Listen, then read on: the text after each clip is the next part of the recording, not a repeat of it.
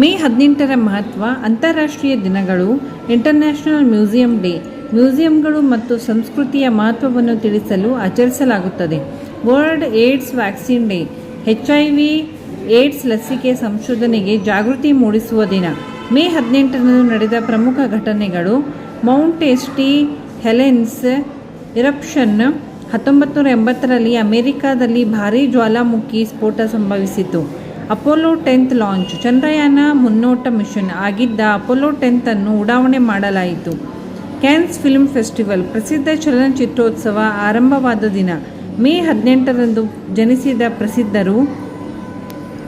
ಬರ್ಟ್ರಾಡ್ Russell, ಖ್ಯಾತ ತತ್ವಜ್ಞಾನಿ. Tina fee, ನಟಿ ಮತ್ತು ಹಾಸ್ಯ ಕಲಾವಿದೆ. KL ರಾಹುಲ್, ಭಾರತೀಯ ಕ್ರಿಕೆಟಿಗ.